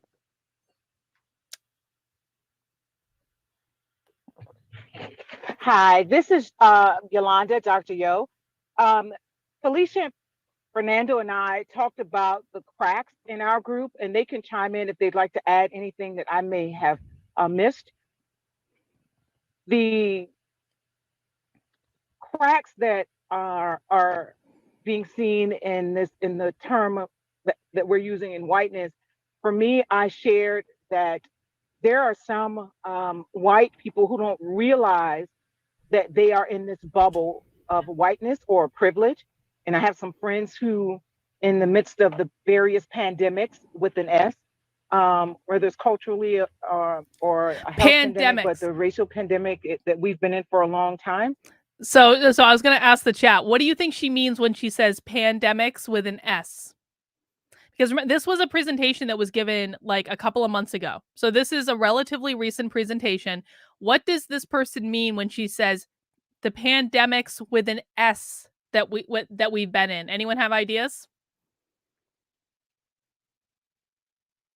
I'll just pause. Yep, Jess T says racism and COVID. Yep, racial pandemic, racism and COVID, the pandemic of racism, which is what they had to call it because they all wanted to go out and protest when they should have been locking down if they actually cared about the virus. But no, the pandemic of racism was far worse than the pandemic of the virus that we all had to shut down the entire world for. Recognize and realize at one point they were like, I didn't realize that I had this privilege. And so them not being aware of it has fostered an environment or a platform for them to say, I'm going to break this along with the other young man stated about generations and teach my children different. And I am no longer going to be a token, if you will, of something that I didn't realize or recognize that I was actually in. And I'm going to work towards inclusivity and racial equity and diversity and so on and so forth, but they just were not aware. So that is a crack in this system that I'm very, very excited about that's happening. And, you know, hoping that a lot of others would begin to realize that when they think about that term of whiteness. Thank you, Dr. Yo. I love the way you spun that. What we talked earlier, Tom shared about how generationally can create the problem. But you pointed out how the shift and the generational change that can occur now, once that consciousness occurs, you know, the term woke is so commonly used now, once folks wake up, not everybody's out of bed yet, but some of them are waking up at least, and some are out of the bed, to change things generationally. So the opportunities that exist, thank you. Let's hear from someone else on this question about the weaknesses in the system and why it cannot be sustained. Hi, everyone. I'm Shauna from Rowan Cabarrus, and I had a group with Patsy Laredo, I believe. And we talked about all three questions very briefly. What we said about why is whiteness a system that cannot be sustained was that, you know, it's unfair. We discussed how, you know, everyone should, Patsy mentioned that everybody, you know, should have the same opportunities, that everybody should have an opportunity to contribute, you know, to have the ability to do the work that they were put here for. And we also discussed how just the way the world is today, there's widening inequality, there's economic injustice, there's social injustice, there's climate change. All these changes are kind of interconnecting with each other in ways that I think whiteness needs those things to remain unequal, if that makes sense. And we kind of need to take those apart. You know, everyone is being affected. We also talked about how, for the second question, what are the weaknesses of whiteness, were that it's based on the lie of white supremacy, would be the biggest weakness, is that, you know, there's, and the world is changing. You know, so for so long, this has been in place, but just the population of the United States is becoming younger, it's becoming more diverse. And we talked about how this woman, the problem is that she hasn't fully internalized yet that whiteness is not about skin color. So she's like, it's weak because it's based on the lie of white supremacy and we're getting more diverse as a population. And while that's true, that doesn't actually matter when you are defining whiteness based on who owns the power structure rather than skin color, and saying that Black people can be white supremacists too. So she hasn't fully internalized the concept yet. Are rightfully demanding to be heard and are challenging these systems in ways that And also just in our modern world where we can communicate through technology, a lot of these issues have been brought to the forefront in ways that maybe they have not been in the past. And then the cracks we were seeing in the system, I think I can echo what Dr. Yo said, is that many white people for the first time are thinking about the fact that they are white, that whiteness is even a thing. Because I know for myself growing up, I did not think about that. That race seemed like something that applied to other people. And so I think in our world today, a lot of, especially white people, now suddenly you're like, oh, okay. And I think one of the cracks we see also is the pushback. As unpleasant as that is, that pushback shows that people are feeling it, people are being affected by it. And I join Dr. Yo in being excited about that. There are a lot of ugly discussions and conflict and things about these conversations, at least in some of the people that I know, but I hope that little crack is light coming in so that people can become more aware and work for change. Shauna, thank you. Thank you very much. You guys have had some great discussions around these questions. One thing in particular, there was a lot that stood out that you spoke of, Shauna, but you talk about external factors, climate change and other things. It's very hard for any human being Climate change is white to supremacy. control It's white elements of earth, supremacy. elements of science. Obviously, there's control that created that, I realize, but they can't change the weather in many respects. And so no matter how strong it is, no matter how far its tentacles reach, there's always one more hole in the dam that they don't have another finger to plug sometimes. Thank you. Let's hear from one last group, if we could.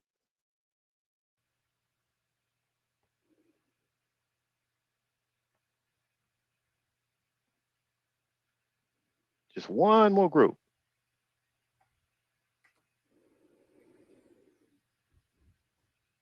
Well, we won't twist anyone's arm. Mhm. So we will, let's move on. So the Borg. I'm not a big sci-fi person, but I must admit there are some things that I really do like.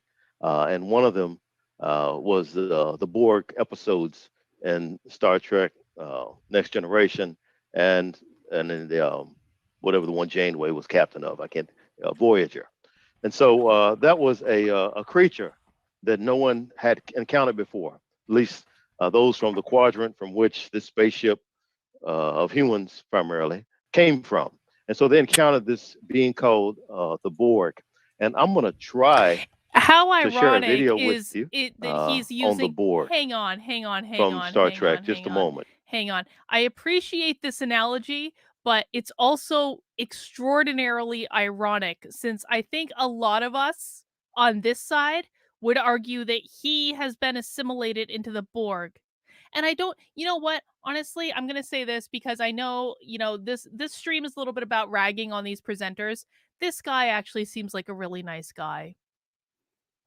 He seems like a really nice guy. He worked in higher education apparently for a while. He bought into the system. I get that he is in the role of the bad guy at this point. And yes, Twin Tails, we're going to talk about aliens, which again is I feel like he just seems like such a nice guy to me. I feel like he's trying to do what he thinks is best.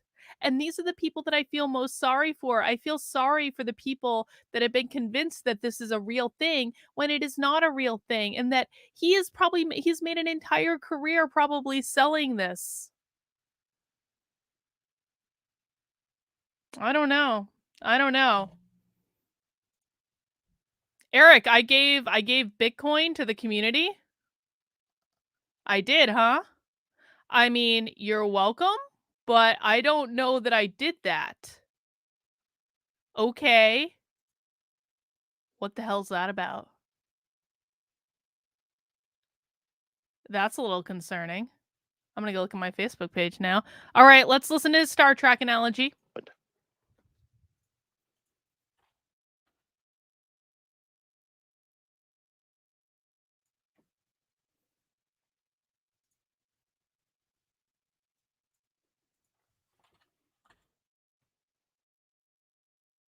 All right. I think just have have a it right soft this spot time. for people that I.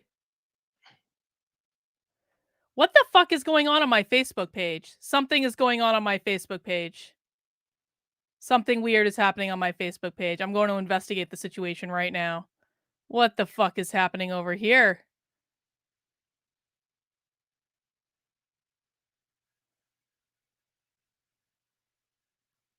Huh. That's a weird thing. All right. I have some people to block from my Facebook page. It's always fun when this stuff happens, isn't it? Fun fact, Facebook has restricted my page for the last year because I posted a video about the Proud Boys over a year ago, and Facebook ever since has had restrictions on my Facebook page. Yeah, people are spamming me. I still get spammers on my Facebook page, but apparently, I'm still restricted. Crusher, Doctor. Yes. Don't try to move. I am on board the Enterprise. Oh, yeah, there That's I am. right. Wait, what the fuck? Oh, I see what happened. I see futile what maneuver. happened. Incorrect strategy. Someone set up an Number account one. in my name that I gotta To report. risk your crew and ship to retrieve only one man. Picard would never have approved. You underestimate us if you believe this abduction is any concern.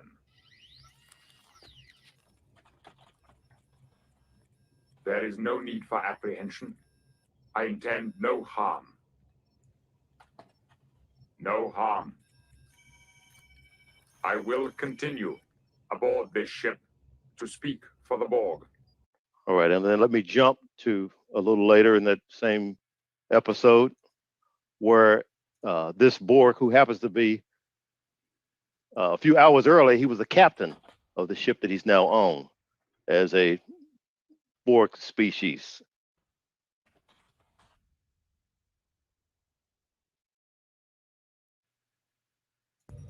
Then perhaps there is a way I can access the machine, Doctor.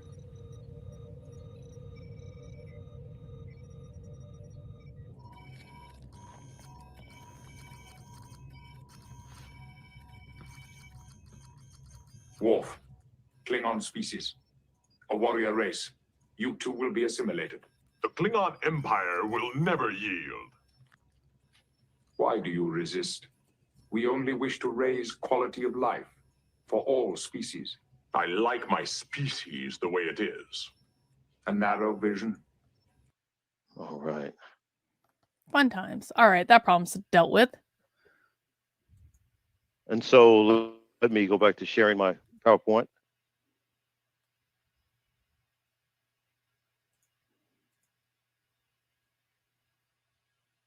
This had nothing to do with whiteness. Misty, am I sharing my PowerPoint again correctly now? Yeah, do next. Yes, you are. Okay, wonderful, thank you. And so we see the Borg. You see a few things that stand out. And if you're I'm not sorry. Well, sorry, Michael. We're still seeing the Star Trek season 4. Is that right? okay. Okay. All right, let's try that again. See, again, it's like this guy is so close to actually he's like Marianne Williamson. This guy's like Marianne Williamson. Marianne Williamson has almost taken the red pill like 15 times. And she refuses. As soon as Marianne Williamson puts the red pill in her mouth and then spits it out at the very last moment, I feel like this guy's doing the same thing. He's like so close. He's waffling around the answer, and I don't think he'll ever get there because, again, he's been in this system his entire life, and so this is just what he believes. But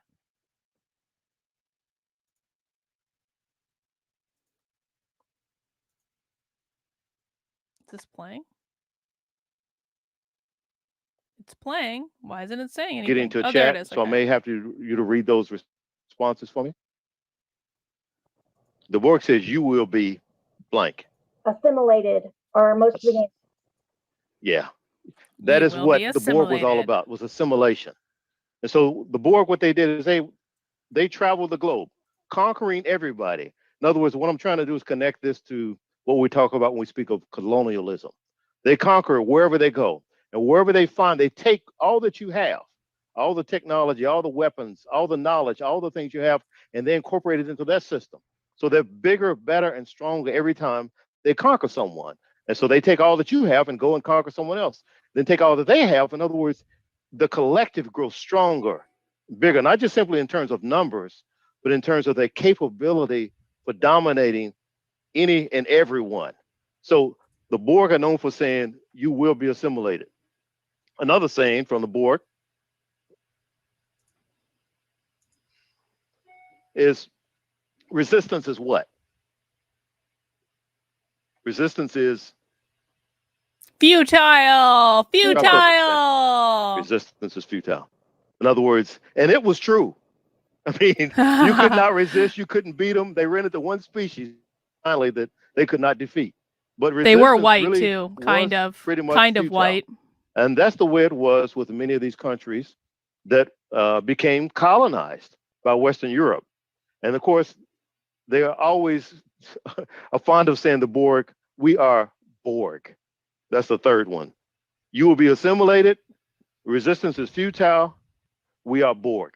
It's pretty much that simple. They didn't have a lot of language. They didn't do a lot of talking. They took care of business. They were about their business that way. So that was the Borg. And you can see it's interesting how philosophy can serve in so many, science fiction can serve in so many ways to help us to think philosophically. Good science fiction. I'm not talking about like Star Wars. That's not science fiction. That's something else. But it's not science fiction. You may enjoy it, but it's not science fiction. But good science fiction has a way of making you think differently about the world. So we talked about some of the tools. These are some of the things I had written down, which you guys hit all of them and 20 more. And so I've taken some notes to incorporate this the next time I might do this presentation. You know, education, we talked about, and of course, I feel that's what's happening today. There's an insistence upon what textbooks, what's going to be discussed in our public school classrooms, because they recognize the value of what we educate our children in. And if they lose that, they know they'll begin losing, as we spoke of, the next generation. You guys talked about the police and the government laws and propaganda. That's part of that soft, Marquis, someone spoke of that soft politics, the propaganda in it all. And one of the other keys that they've used, one of the tools they've used, is to be able to operate behind the shadows, operate in the curtain, behind the curtain and in the shadows. Now, that was true only recently. In the past, I mean, think of Jim Crow and slavery. It was out front. We don't want any curtains. We want no blinds, no curtains, wide open. Everybody sees what's happening, and we don't care. However, public opinion kind of shifted when the television and news cameras showed up in the 60s, and we saw the fire hoses and the police dogs and the other just treacherous behaviors made a shift so that then they had to operate in the shadows. And then, of course, assimilation. There is a lure to assimilation. The Borg assimilated people, groups by force. But oftentimes, whiteness assimilation occurs through luring one into the benefits. Oh, you can be like me. You can have what I have. You can get this job. You can be thought of as this. You change your hair. You know, you stop wearing your hair naturally. You can do this. All kind of things that lure people into assimilation. It's not force, but they draw people in quite often. And then, as the Borg, they can increase their numbers and increase their strength once they've done so. Some of the weaknesses I had written down was that are the vulnerabilities, which I did not ask you guys to include in your responses, but technology, video in particular. We know that what gets recorded makes it to the news, and whiteness loses a little bit every time. Social media, of course, and the communication across the globe. I'm just amazed by George Floyd's influence across the globe. We spoke a moment ago about the change in view regarding dominance, the public opinion concerning dominance, and greater proximity to other. That's why Jim Crow was so important, because it kept people separate. If I keep you away from me, I never get to know you. I never get to see you're a human just like I am. But now the proximity is breaking down. Some of the vulnerabilities of whiteness are being shown up in that manner. And there's too many moving parts to control. That's kind of what was spoken of earlier about Shauna when she talked about climate change and other things that way. there are way too many moving parts to control.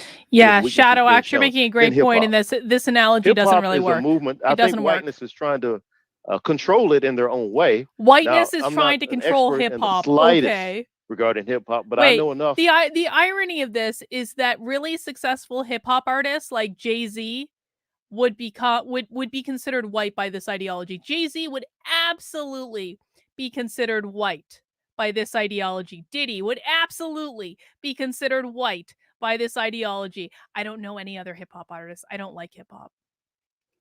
But literally any successful hip-hop artist would be considered white by this ideology because it doesn't have to do with race, it has to do with who owns the power structure. Any rich hip-hop artist is going to be considered white based purely on this ideology. A lot of them own record labels. If you own a record label under this ideology, you are considered white. To know a movement when I see it, and an influence when I see it, and a culture being developed and shifting, influencing the world when I see it. And that's what's happening. And if they can't maintain control of hip hop, they're going to lose a lot of their control in general. Time is running a little short, so I'm not going to play another video, but there's an episode in Voyager where Captain Janeway, I like that he likes Star Captain Wars. Picard, who had been I like that he's assimilated himself incorporating and then movies. rehumanized later. Picard talks about the Borg are without humanity, and there is nothing that they won't do. I can't quote it exactly. I was going to play the video. And that is what the colonizers were. They operated without humanity. You know, you hate to say that. I mean, I'm not comfortable saying that. You know, my view of the world doesn't like thinking of people operating without humanity, but that you have to acknowledge that is what was happening. That was what occurred. And so question then becomes, have you been, and I'm talking about you and I'm talking about me, have we been or are we being assimilated by whiteness? I catch myself. I mean, I'm a grown man and I catch myself every now and then. That thing will stick to me if I'm not careful. And it probably sticks to me more often than I'm aware of. But there are occasions where I become aware of it and I'm like, no, wait a minute. I'm not comfortable with thinking that way and believing that and operating in that way. But that whiteness will show up in my worldview.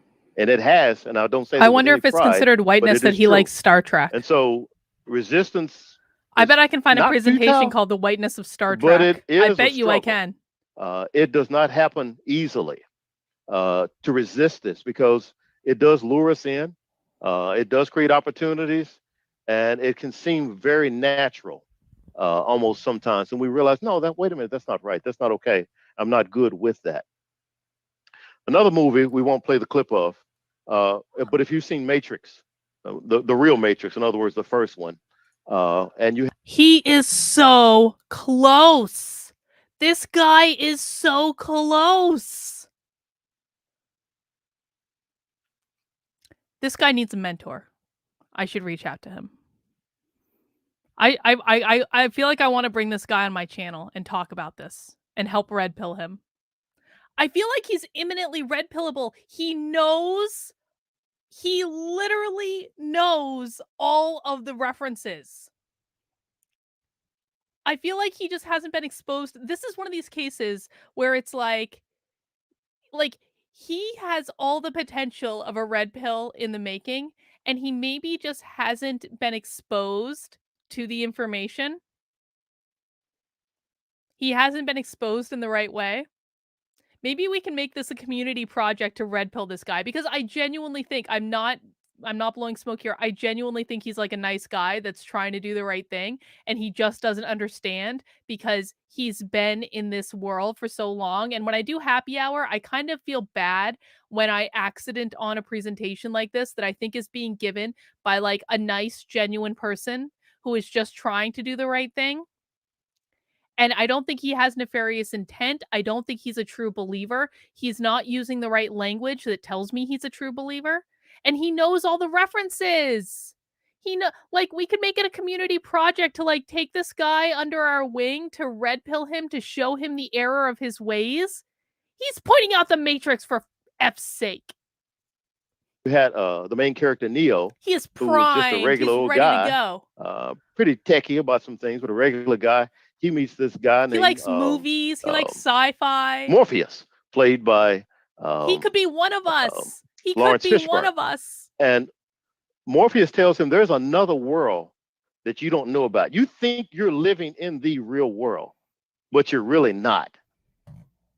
If you take this pill, I think it was the red pill. If you take the red pill, the one in Morpheus's right hand, I'll introduce you to a world that will blow you away and you will see everything differently. Or you can take the blue pill and go back and wake up in your bed the next morning like nothing ever happened. One of course, of for the us. movie's sake, One Neo of us. chooses the red pill. One of and then us. all at once, you see him over on the right. He comes to realize that he's not living like I'm sitting in my office right now. He's not sitting in Morpheus's chair right now. He thought he was. It was like he was living a dream. He thought he was, but his body was actually a pod, which was being drained to create basically battery power for the machinery to use. And so that is what it can be like waking up out of this. And I think it has to be a daily medication. I talk about the struggles that even I have with this, and I don't like. Yes, we should all be it, taking the red but pill daily. I've got to yes. daily watch True. myself, Fact take check, my true. daily medication of the real world, and not be drawn into thinking that this is normal. We talk about Hoffman's book, Why Did Europe Conquer the World? Like, oh, it's just natural. They had the guns, or they had the this, or their political situation was that. So yeah, it happened. No. Those things may be true, but that's not why it happened. This should not feel natural to us, but it has become natural for us. And then who wants to go through what Neo went through? As we see the things, if you watch the movie, it's kind of gross when he came out of this pod. Who wants to go through that experience? Exactly. For sure. Exactly. But so where are we? Where are we as a society? I look at it this way. On the far left, that graphic, all the colors are there. It all comes back all to the aliens. Colors are there. This is pre-George Floyd, let's say. All the colors are there. Some of them are touching one another. Some of them, are taking certain similar shapes and forms in other colors. And that's good and that's fine and that's dandy. And then George Floyd happens. And these colors, these shapes, these pieces of paper, confetti or whatever they may be, start to come together. Start to form some kind of blend, some sort of shape. Start connecting the yellows, connecting to the blue, it's connecting to the red, and kind of getting close to the green that way. And a shape is beginning to take place. And I believe that's where we are today. So when we talk about whiteness, it isn't just a matter of us individually. We have to find a way, because that system is powerful. I mean, it's this system, it's whiteness, it's powerful. And we need the power that is going to be required from us unifying together. And so ultimately what we want to become is that rainbow on the far right. We are not there. So don't make no mistake. We are not there. But even when we get there, you can see that that's still not a clean rainbow. There's still tears in the yellow and tears in the red and spots here. And there's not a smooth blend like you would see if you looked out the window after a rain and saw. Patrice says, I think he just wants destruction of government control, but doesn't realize. But I think that's true of a lot of people.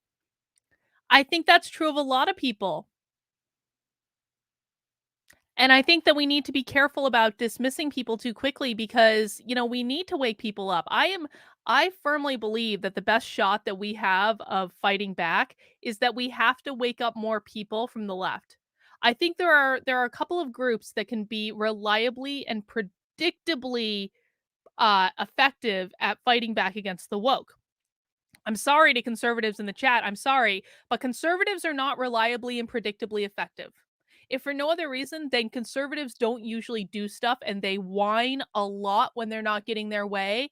And it's just like, it is completely and totally unproductive. So we cannot rely on the political right. The political right does not take their responsibility in the culture war seriously at all. We do know that red-pilled former lefties tend to be pretty effective at fighting back, because frankly, they're pissed off at what their side has done, and they understand the ideology of the left. I think that we can look into independents as a way to fight back, because they're not on board with the school stuff. I think we can look to like Mises Caucus libertarians to make some noise, although that's a really small group, so probably not the most effective. But I'll tell you this, Mises Caucus libertarians are hell of an organizing group. They know how to organize. They know how to get people to show up and do stuff much more than the conservatives do. The Mises Caucus, like libertarians, are maybe a smaller group, but they know how to organize and to get people to show up. So it's even a little bit, it might not matter that they're such small of a group. So I think we need to wake more people on the left up. I think that should be our number one goal, because red pill lefties are a really effective group at fighting back.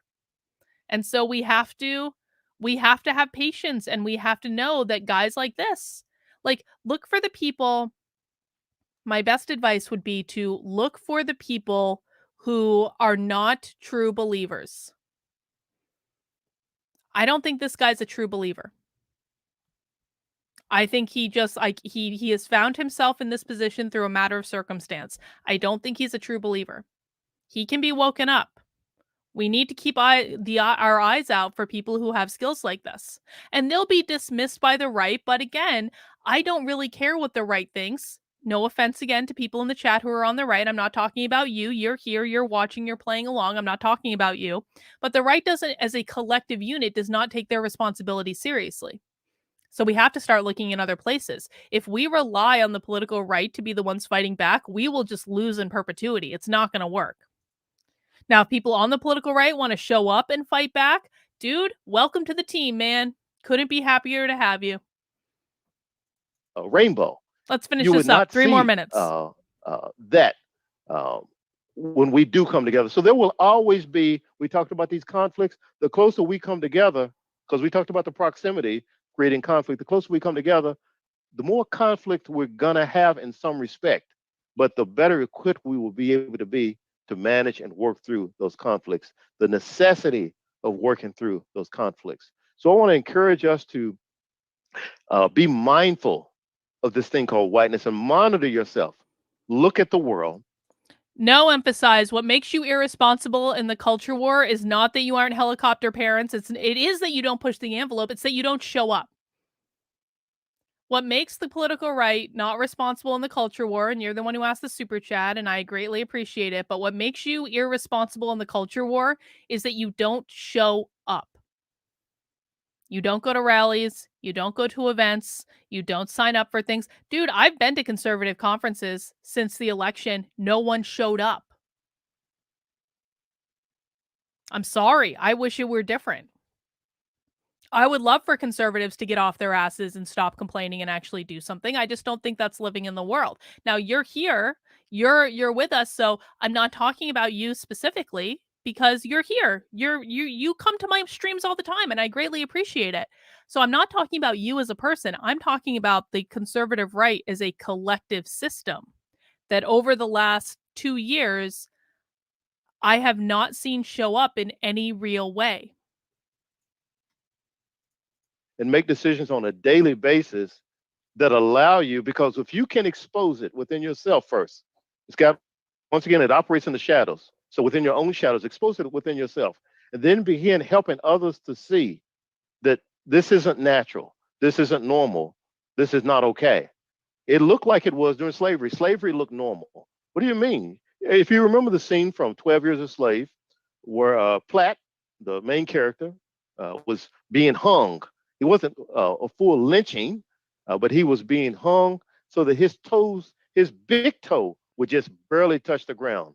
He's been hung. It's been happening right there in the middle of the plantation, and the other slaves are walking past him like they don't even see him. He's hanging up there for, I don't know, an hour or 2 hours. I don't know how long he was hanging up, but he's hanging up there, and they walk past him as if it is natural and normal. Not that necessarily they felt that way, but they had to operate, because that was required for their own safety, to act like that is normal.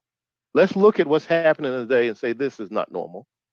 This may be historically true, but this is not normal, and we can't allow this to continue to this day. So I appreciate your time today. I appreciate the notes that you gave me from your breakout rooms. That's a good thing we don't hang people anymore from trees. I encourage you to explore this matter of whiteness. That's frowned upon. We don't approve of that. We don't approve of that behavior. Yourself first before you worry about partnering with anybody else. Work on yourself, and I'll be working on me, and then looking to partner with you as well. So thank you. Oh man, I feel bad. I feel bad we made fun of Michael. Again, I think he sounds like a nice guy. I do. I just think he's misguided. Well, that's the problem is and always has been whiteness. Again, there were things I appreciated about this presentation. I appreciated how clear he was at the beginning that it was not about race. I appreciated the movie references he tried to pull in, even though they weren't exactly applied in the way they should have been, but it was a good effort and it shows us that he's on the right track. Like, this wasn't the worst presentation we've ever watched. There was some craziness in it, but it wasn't that bad. I don't know. My faith in humanity has been just slightly restored in this presentation. And that's because again, it's like anytime I see one of these presentations and it's just so clear that the person presenting it is not a true believer, like I know it's not ideal, but I think if you have a group of people that are coming from a positive place that are trying to do the right thing, I think that those people are people who can be molded and woken up. Because it seems to me that he does care about people and these are things that he does think about and he hasn't put the information together in the way that he should, I think. But I also have to cut him a little bit of slack because if he comes from the world of higher education, he has lived in this ideology for God knows how long. So I wish he wasn't taking a position as a chief equity and inclusion officer. I wish the taxpayers of Maryland weren't paying for that. I wish that he would focus his energy in a little bit of a better way to not teach people that they're oppressed by things that happened centuries ago. But I can't hold him to the same standards as I hold someone like a Kate Slater or Robin DiAngelo or an Ibram X. Kendi. Because I think that this guy is genuinely trying to be a good person. We don't want to write off the people like this. We want to help them along on their journey. Can you imagine? Can you even imagine how much cognitive dissonance this guy would have to go through to red pill? It'd be a lot. It would be a lot. That would be traumatic for him. And so we always need to keep that in mind. All right, guys. Well, that's the presentation for today. Now, as a reminder, this will be the very last day of my COVID locals promotion because I am willpowering myself to not have any symptoms tomorrow. I'm tired of being sick. I want to leave the effing house. I'm done with this. I don't want to do it anymore. And so this is going to be the very last day of the free month, the free month in my locals promotion. The way you get that free month is you head over to kb.locals.com/support and you use the promo code COVID under the monthly option, not the promo code Friday, the promo code COVID. You click apply, you get a message, and that's going to give you a free month in my locals community, save you $5. If you'd like to sign up for the annual option, you can do that for $50 and get 2 months for free, or you can make a one-time gift. One of the reasons I like directing people to locals to make a one-time gift is not only that it helps support the work I do and keeps me independent and allows me to have fun with you guys on a Friday afternoon, but it also unlocks all of the features in locals. So for if you gave a $100 gift as a one-time gift, you would get 2 years of access to my locals community, and I would get the gift on top of it, which would be pretty awesome.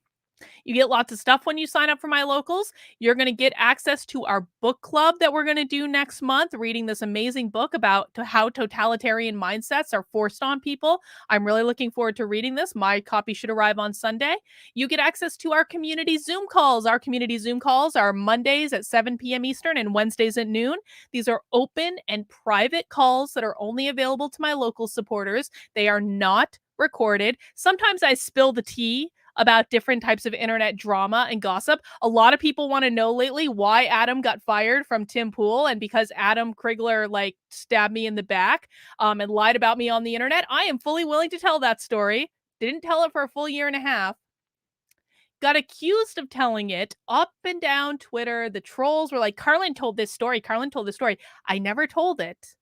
up until recently in my local Zoom, because if I'm going to be accused of doing something for a year and a half, I'm going to get tired of it at some point. I'm going to start talking. That's the type of tea that is spilt on the locals Zoom calls, if you guys are interested in that sort of thing. We also do a Bitchcraft, which is a Stitch and Bitch, Craft and Bitch. We're doing book club. We have a local supporter Discord. Like, we have all sorts of stuff going on in locals. So please make sure you sign up to get access to all of it. Again, you can head over to kb.locals.com, use the promo code COVID to get a free month just to check it all out and join the community. It is the best community on the internet. No trolls allowed, no shenanigans, no nonsense. It's just a nice, supportive place on the web. All right, guys, that's all I have for this happy hour. I will be back for happy hour next week on this channel. Same time, same place at 5 o'clock. I also stream every day, Sunday, Monday, Tuesday, Wednesday, and Thursday on my main channel at 5 p.m. Eastern time. My next stream will be on Sunday because I take Saturdays off. I will be posting some clips tomorrow, but I'm taking the day off from normal work. And then on Sunday at 5 p.m. on my main channel, we're going to have effed up news of the week.